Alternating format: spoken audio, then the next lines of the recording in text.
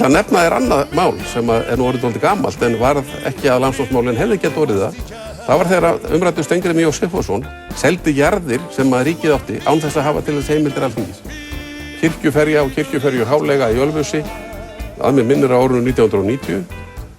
Þarna var alveg rakið landsdómsmál vegna þess að maðurinn ráðstafaði eignum ríkisins án þess að hafa til þess heimildir. Það gerðist. Sjálfstæðisflokkurinn kom til skjalana og bjargaði honum ofan á króknum.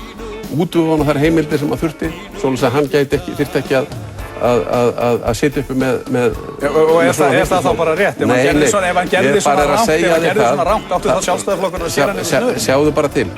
Ég er bara að segja þér þetta. Þú ert að lýsa þig kannski svolítið hvernig pólitíkin hefur virkað hérna. Ég er að segja þér það að einhver samtrygging Þú leyfir mér ekkert að komast að. Og valdamakk. Má ég komast að núna? Gjörðu svo. Já.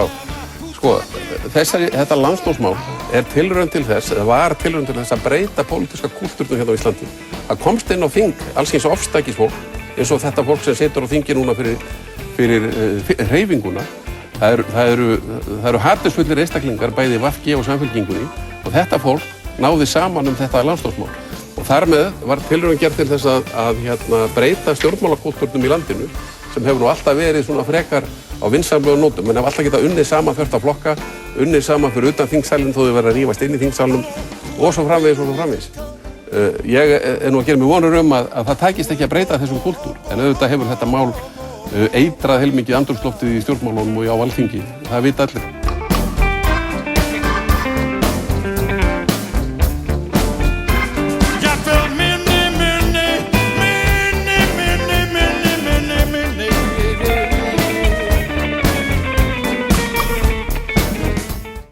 What you just said is one of the most insanely idiotic things I have ever heard.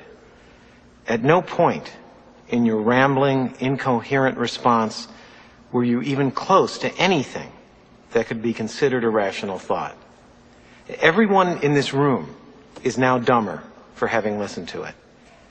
I award you no points, and may God have mercy on your soul.